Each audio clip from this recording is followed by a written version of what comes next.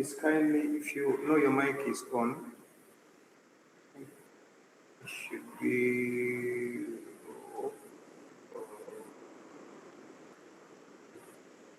Zero with the mic on. Okay, let's proceed. But by the end of this session, we should be able to understand the architecture and building blocks of IoT systems, connect sensors, actuators, microcontrollers to the internet, learn how to use Python to program a single board computer like Raspberry Pi to perform more complex embedded programs, and also understand the principle of IoT networking protocols, design and prototype an end-to IoT solution. So, if I may ask, what do you understand by the word IoT or Internet of Things? Who can come in for this?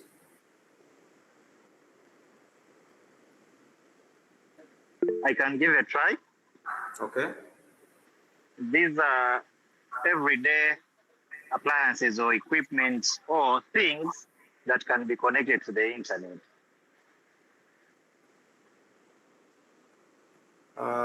Everyday appliances or things that are connected to the internet. Okay, good trial. Who has a better one? Yes, Paul.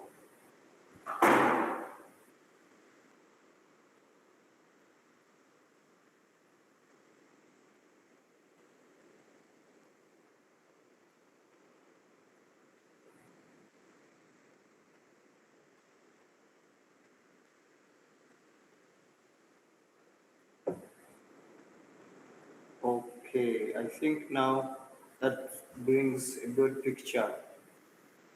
There should be a network in place. If you have only one device connected on the internet, I think that doesn't mean that we have a network fully of objects or things. Yes, Ronald? My view of Internet of Things is coming from the idea of having many portable devices, being able to connect to the internet. It's a field of study. I don't know if we could call it a field of study, but it's a field that brings together the whole idea of so many portable devices being able to communicate with each other through the internet and through some kind of network. That's my understanding. You are bringing an aspect of portable. Are they really supposed to be portable? My thinking is that the whole idea of IoT came from having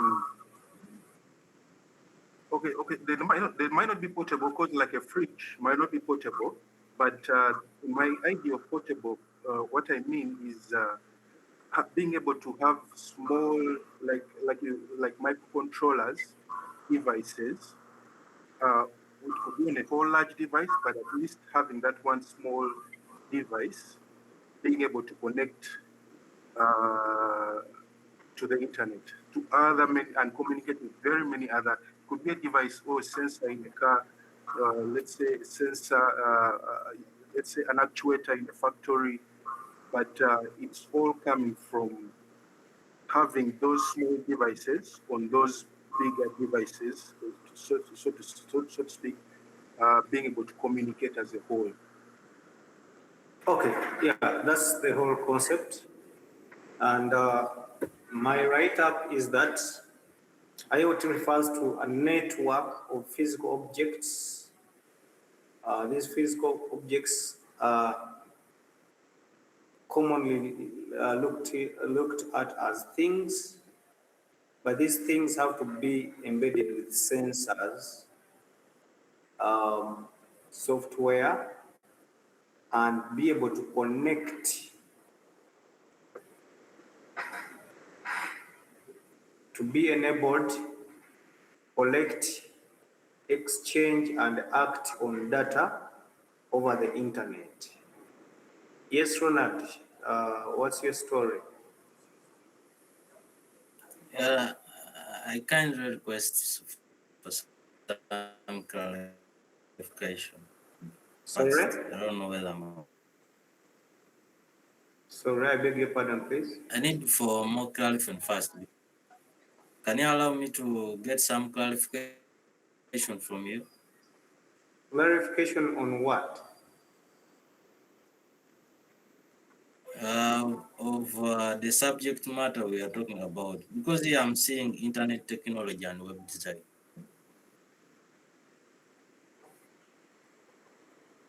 Okay, which class are you here for?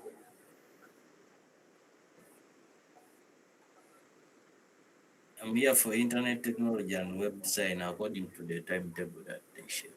And you're using this link? And the Internet of Things is at 2. No, but every course module has their own class link. So how did you join this class link to study internet and web? This is for Internet of Things. Internet and web is going to happen from 2:45 actually.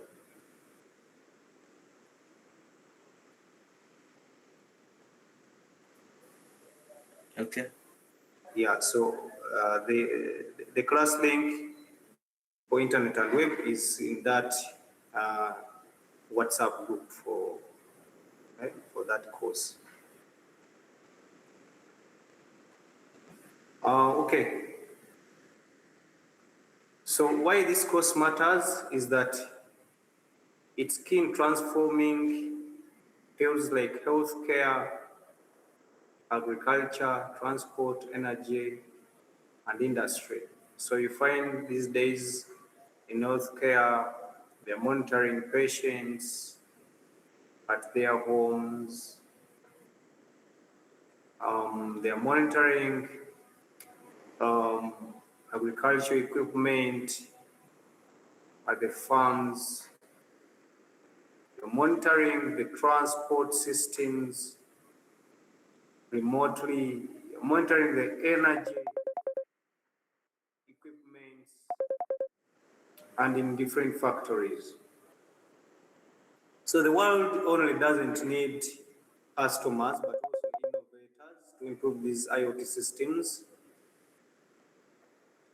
So you don't have to look at IoT as just a course, but also something which is at the current era. Today, without internet, you don't survive. Without, again, connection of these devices, interconnection of these devices, still life is very hard. Without AI, still life is not so smooth. So this is the era. It is more of like now the skill set that you need to survive in the digital economy. So the skills that you will gain here is sensor interfacing, actuator interfacing, microcontroller programming, some bit of networking knowledge of IoT and cloud integration, data analysis and visualization using Python, problem solving and system design. But also soft skills like team collaboration and um, technical communication. People who are here and have been in the morning class of is it sp.net? I think you realize that we are going to be handling things project-wise, but in a group. Um, this is a similar approach that we are going to use. So at least you already know what I'm talking about by now. So you'll be collaborating with mates for projects, but also you'll carry out a group project, an individual project. At the end of the day, get the final marks. Career paths are IoT engineer or developer, embedded systems engineer, data analyst, smart systems developer, researcher, or innovator. Embedded systems shouldn't confuse you. It's what powers the IoT devices. So if you are to develop an IoT device, means somehow you are working with embedded software, an embedded device, but after having it as an individual device, maybe a smart device on its own, then you interconnect it with another device, and then they can share and exchange data over the internet, then it becomes IoT. Okay? The tools that you will need for this learning is you understanding the language Python, C, or C++. IDEs, we shall use VS Code and Arduino. Arduino is an IDE, but it can also be a hardware on its own. It can also be a programming framework. Three things: Arduino as an IDE, Arduino as a hardware development board, Arduino as also a programming framework. This side, if I go back to the languages, C is older than C++. So where the plus concept comes in is to bring in the concept of object-oriented programming. Again, people who have been in that class of ASP.NET know what the object-oriented programming means, that we have three concepts that we look at, which is polymorphism, where you look at a class having different objects and each object is performing things in their own form. While encapsulation is more of like data binding.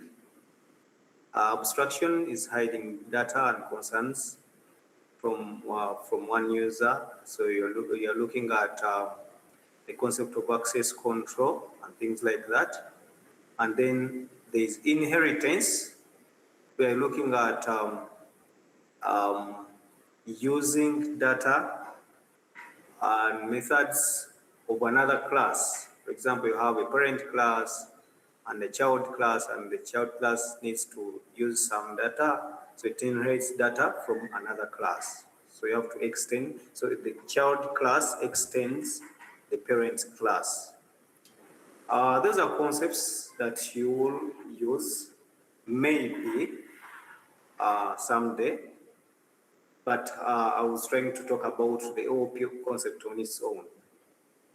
You might not write C++ on its own as C++ that I'm now writing C++ or I'm now writing C, but because you will use an IDE and a programming framework like Arduino. Arduino on its own as a framework uses a combination of C and C++. Okay, so you have already talked about the framework as Arduino, but also there is another framework that we shall use specifically to build our UI, our dashboards, our web interfaces for IoT. That is Flask. Flask is built on Python. So it is a framework that uses Python as its underlying language. People are now actually trying to move from Python to Fast API, but still a good framework to learn before even you go to Fast API. So you'll create simple REST APIs there inside Flask. The hardware tools that we need, shall need Arduino development board. You can get one, but not only Arduino. You could also write similar codes for a board which is called ESP32 and still run your things. You can use Raspberry Pi. This is a single board computer. But one would ask themselves, if you don't have the hardware, can't you still run? Yes, you can learn and simulate your project using platforms like Tinkercad, Walkway, and even Proteus. Maybe let me ask colleagues here who have done digital electronics. How was your experience in digital electronics? Did you do some simulation? And which environments or tools did you use to do some labs and things like that? I just want to see what competence I could expect. You guys did digital electronics, yes, Paul?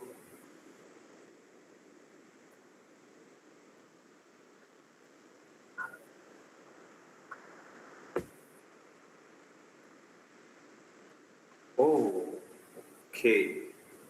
Because while I was asking that, I thought this IoT class could bring in some other students who are from another semester, and there's just I think there are some 2 semesters that have not taught digital electronics. So that's why I was asking this. So if you are all in that same wheelbarrow, then we are good to go. So you are not new to Tinkercad.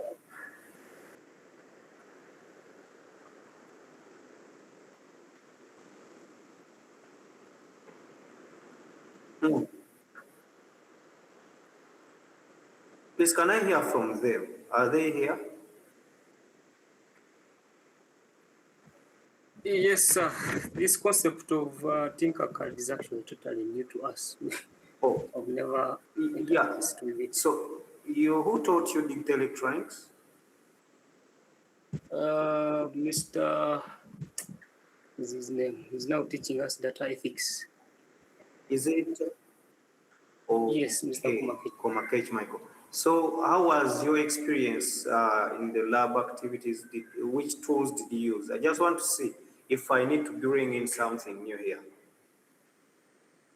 I don't remember us doing any lab activities apart from we didn't do any lab activities. You don't even simulate a project, something like that?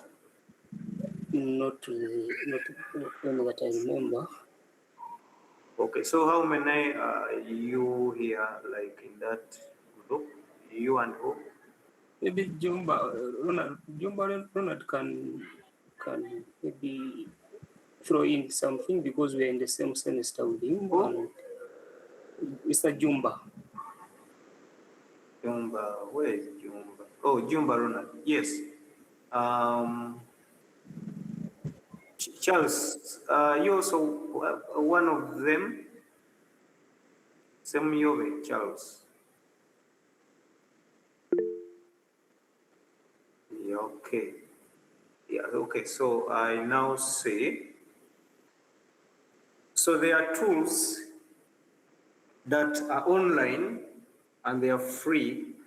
They are free to use, don't need to pay money, where you can actually simulate that, okay, I don't have this hardware, I don't have this, but I want to program it and still look at what it does and things like that. The only difference is that you're not going to touch.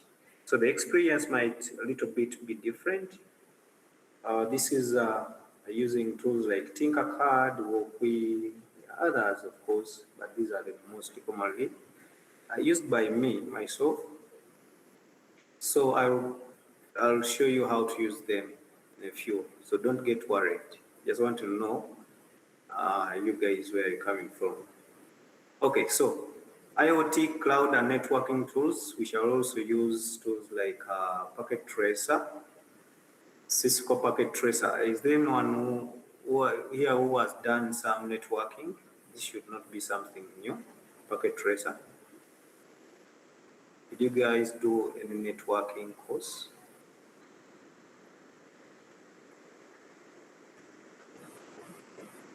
Okay, only 4.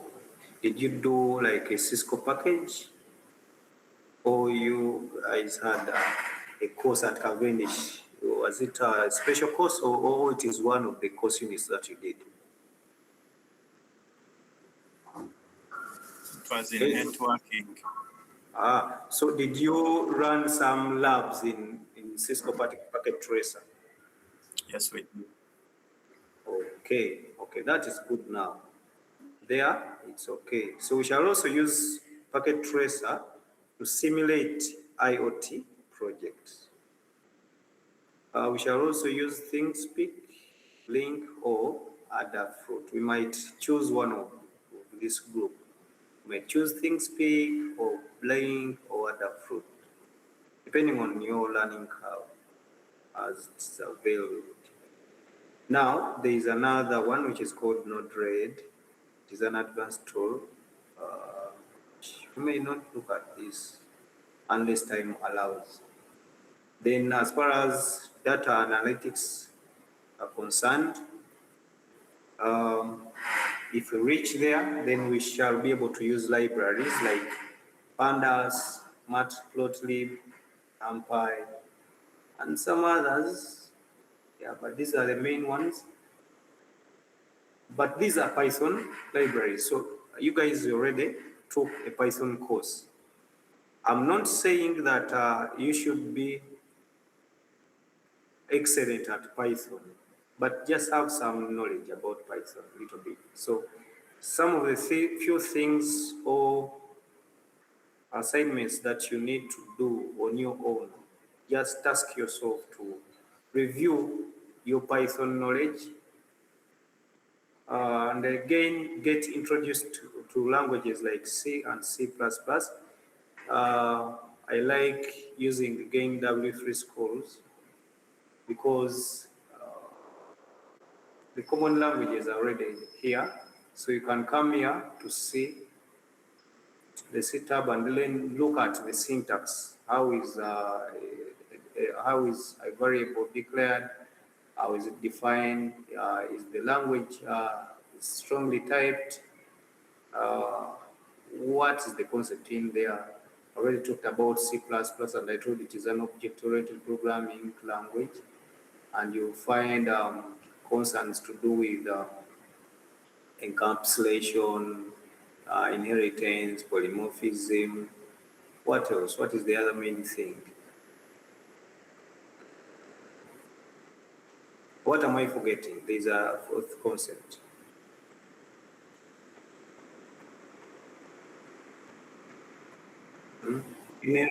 Abstraction.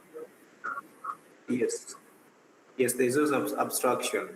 So wherever you hear about OOP, those are the 4 things that should be coming to your mind. So just come and look at a few basics here. How do we have our output using C? Use the C out function. If it was input, then it would be C in. Okay.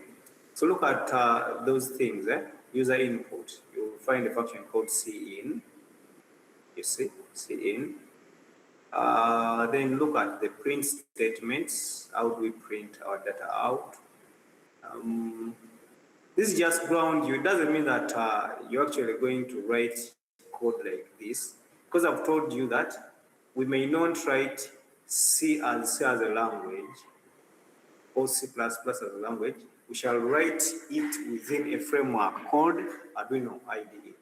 Also, why you need to review the Python is that we're going to use Flask, and you still have to remember some few basics of what? Python. So that's all why I want you to go and do some few reviews here and there. Okay. So the learning approach is still lab activities. So Mr. James or Ronald, here we are going to be doing lab activities, practicals, live coding, projects and presentation, and not only for that, but for examination. So you'll be examined like that. You'll have projects being done uh, through Cat 1, Cat 2, and the final exam. This is the structure. So, of course, you know the marks awarding is always entirely for Cat 1, 20 marks, Cat 2, 20 marks, final exam, 60 marks. But these are group projects which you work with mates. However, you will be assessed individually.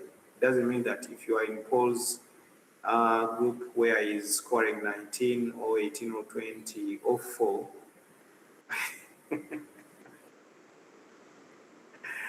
then you also have 4 in the group.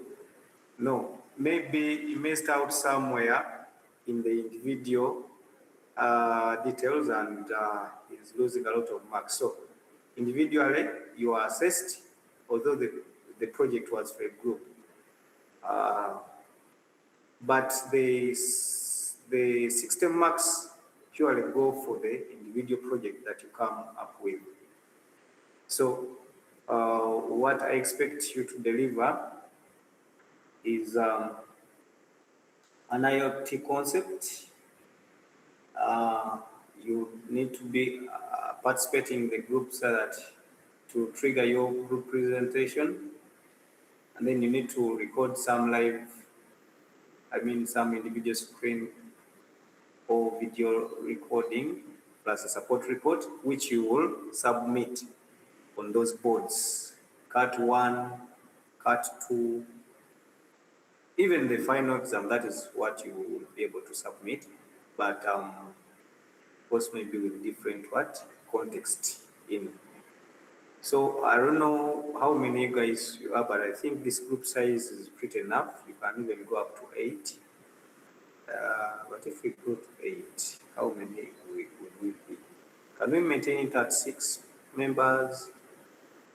Are we 18? I think we are around 16 over here.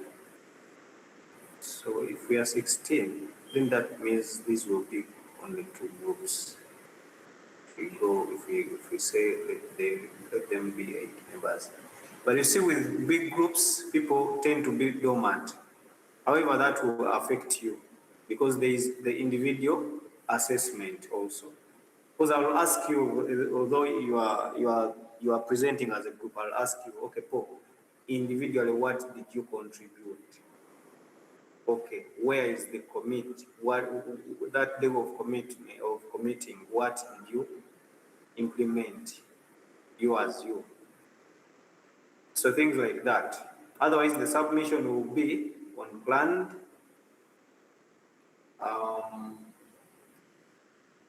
As I proceed to the technical requirements, each group needs to come up with an IoT solution, an IoT-based solution, clearly defining the problem statement, who are the target users, which sensors and actuators or devices were involved, what data are you actually collecting? Because IoT looks entirely at collecting data. Because if there is a sensor somewhere, maybe sensing the environment, then what data are you trying to collect? Then tell me that maybe I'm collecting data about the smoke, data about maybe the temperature, this data is about the humidity, this data is about the sound. So you should be specific which data you're trying to collect, and then show the basic system architecture. Again, as a group, you need to be able to present entirely the problem and the impact expected. What impact does your solution bring or contribute? What is the architecture and the whole entire solution in your understanding? The attendance rule is that everyone should contribute, participate regularly, attend class, not dormancy, because you'll be bound to losing marks. This time not as a group, but as an individual, because if you don't contribute and others are contributing, then you also suffer alone. When you record that video, duration should not exceed 3 minutes. Format should be MP4, MPEG, with clear audio. Don't record things that I cannot hear what you're talking about. If possible, you can even record your face, and then as long as I can see also the other work. I know you guys, you can do things around. But make sure the work is yours. Don't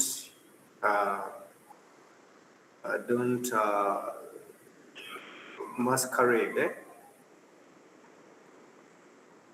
So you should be able to explain your contribution and understanding of the project, including the key technical concepts. But you should also submit a support report, not maximum exceeding 2 pages. So this is like the format. It should be showing the group name, maybe your mates' names, like the group members' names and their registration numbers, including yours. The personal role and contribution, technical understanding of the projects, what challenges and how did you solve them, and then also show evidence that you are contributing on GitHub to that project, design name, so share the repo link, and at least make sure I can be able to see some commits that you are contributing. If possible, you can take a screenshot of those commits if the history is able to be seen there. Otherwise, I will also click on that link and see who were contributing and how, because the contribution should be tallying anyway. What you talk in the video and what you show in the report. The marking rubric will be having marks of 10 for the video, 5 for the report, and 5 for the group participation and contribution. That is 20%, cut 1, another 20%, cut 2. So that is the marking rubric of the cuts. Now, one would ask, when are we submitting the cuts? Since we're already starting the project as early as now, there is that week which is called week 8. When time is ready, then I'll tell you that, okay, now you're submitting, and I'll actually review the guidelines, and I set it like a question, a cut question for that submission. Yeah, and then also cut to the same story, final exams, the same story. So everything will be streamlined. So this week requires you to come up with a project ideation, brainstorm in your group. I still say smaller groups are better because they encourage deeper contribution. They avoid the redundancy, because once you're already a few, everyone wants to participate. But if you are very many, one will be at their own things, and then at the end of the day, you are also losing individually. So in your group, try to brainstorm an IoT project idea and prepare that short project concept. Don't code at the moment, just have a concept, and then your submission should have the group name, list of members, and then, their member names and registration numbers, the project title, problem of the IoT system, what your IoT system addresses, who are your target audience. Maybe I can't say I'm developing an IoT device that is able to remotely maybe monitor the diabetes patients, tell me what parameters are you trying to collect from the patient. Okay, things like that. So that means that your target audience are the diabetes patient. At the moment, we have not learned much, so I don't expect coding at the moment. Just come up with that rough idea and then submit. This deadline is now invalid now, so I'll extend, and I think I'm going to remind myself to extend this date to first. I'll extend to first, and this will be exactly 1 week from now. Make sure you mind about what time, because I may set maybe 8 or 9. Please don't do last minute work. Make sure you submit a list actually before that day. Yes, Hilary, can I hear from you? So, sir, is it one member of the group submitting for the whole group? No, individually. Because I'm saying one submission per group for week 1. You submit one project. Okay, understood. So do we submit the same 100 to 120 word short project concept or So individual? at the moment, today, you're submitting that same project, because I want to see that everyone has tried to know what they are doing. So it's in different wording, right? Of course, when they give us something to write up, we might use different words but mean the same thing. It should be tallying, because I'll know if you have said that your group members is Ronald, James, Andrew, Paul, and you're talking about a smoke detector machine, and then Paul is again talking about an irrigation system, then I'll know you guys are not in the same group. I'll clearly know. Okay. Yeah. So I expect everyone to contribute and attend regularly and be able to explain technically their project. So we are trying to build people who are actually ready for industry. So don't just copy things based, try to read and understand. Use the AI tools, yes, but don't just copy and paste things. Understand. Use them as learning tools, not as don't use AI as a slave. Don't use it as a slave. Use it as a learning. Can I say? Can I call it a learning companion? Which word would we use it? If you're using AI ethically, which word would we give it? Use it as a friend. Learning assistant. Learning assistant, okay, I think that's the best word. It assists you to learn in a better way. You see, by then, when myself I had started learning how to code, there is this platform that I think I even created an account. So every time you wanted to have a solution, you go to Stack Overflow and go to your account, post a question, then people would actually come and give different solutions. Then you come and try to read the different solutions until you try to get meaning out of what they're trying to tell you. Of course, you keep on trying one by one until you get a solution. But these days, this is no longer like that. You just go to maybe Grow or DeepSeek and then just type your question at once, and then it will just filter. So what AI does goes to all these platforms, the Stack Overflow. There are others, of course, the other platforms where, for example, there are communities. There's Python community, R community, or whatever community. So just filters depending on your solution, depending on your problem, and then gives you a well-filtered solution that actually seems to be working for you. But it doesn't mean that whichever solution it will give you will actually be exactly suiting to what you really need. Because AI will give you many solutions, and even if you tell it that, this is wrong, what you're telling me it is wrong, it will tell you, I'm sorry. I now see what you're talking about. Yeah, actually this is wrong because of this. It will try to be like a friend, what?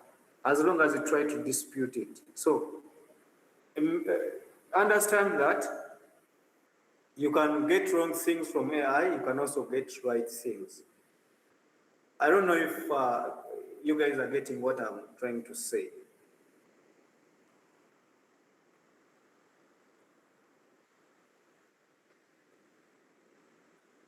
So please try to use it as a learning assistant, like Edwin said.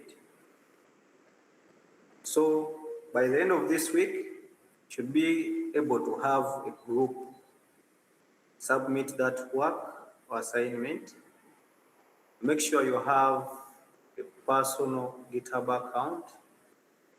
And of course, if you have a personal group, if you have a personal account, then that means that every one of you in that group has their own account. But one of you can choose to be the team lead and then create the repo. That repo, he shall invite all the members in the group to contribute. Now, that becomes a shared repo. That is the shared repo link. That is the repo link that I expect you to submit as an individual on your client. So that is what I will be looking for.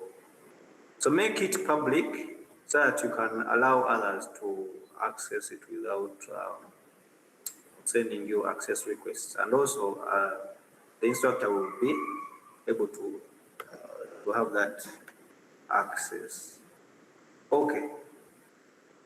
Like a homework, you need to read about semiconductors and understand them. Why am I saying semiconductors? These are devices that they use to build or come up with devices like LEDs, transistors, diodes, batteries. All these are semiconductors. But of course, when you go and say you want to learn about semiconductors, these are under electronics. So I say research about semiconductors and basic electronics. If you find an issue, you can consult a colleague in a group, but you also have time to discuss. You have a lot of resources to read. Yeah, you're going to ask me what are some of the resources that you know that we can use. Okay, there are very many resources. If you come to visit 1 Minute Engineers, there is a platform which is called 1 Minute Engineers. This is very good for people who want to learn things related to electronics.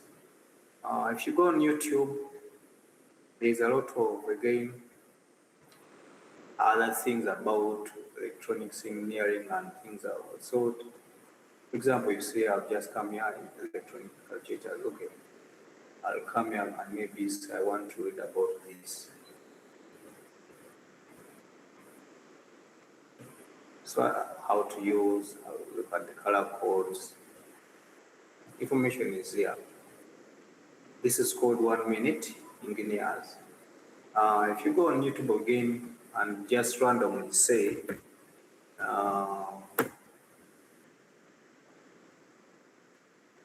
there's also another good YouTube platform here. We'll just say electronics. I'm forgetting the name. But there are also books I think I'll try to also send some links. Yeah? Let me first organize them. But there's a good platform here.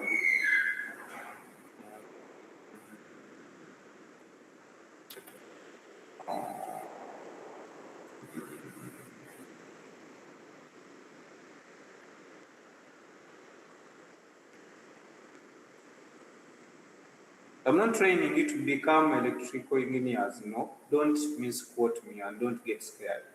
But these are some of the things that you might need to know so that you don't connect things wrongly.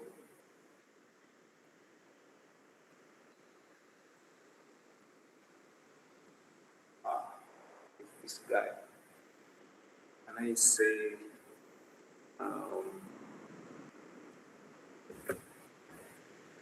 the lunch breakdown.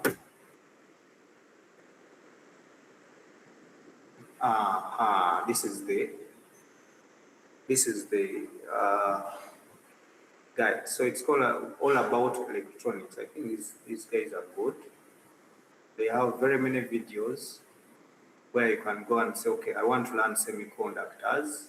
Maybe search here. You want to learn about a diode. Yeah. Of course, you won't learn everything. When I say semiconductors, maybe you can just be specific and say, okay, I want to look at how does a diode look like? What is the analogy about a diode? What is its symbol? Okay, I want to learn about a transistor. Just briefly, just go through about a few things. If you feel like you want any clarification, then we can discuss. Yeah, you can raise a question in class, the next class, then maybe I can talk about that specific thing. Just want to make sure that each one of you has maybe one or two concepts about some basic electronics. Yeah.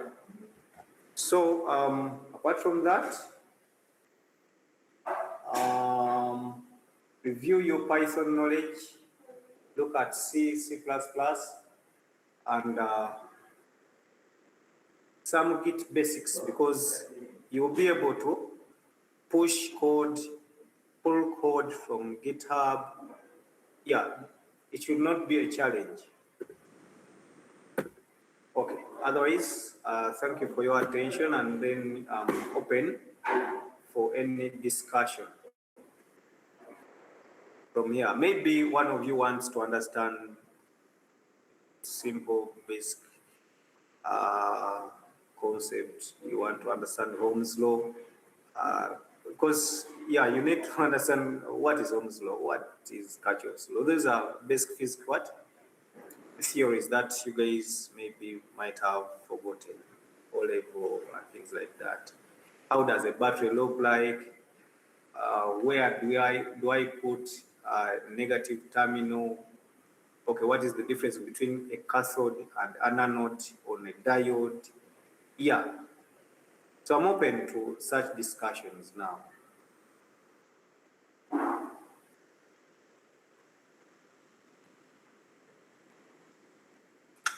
Today, Edwin is very, very silent. I think you guys were failing in physics. O level.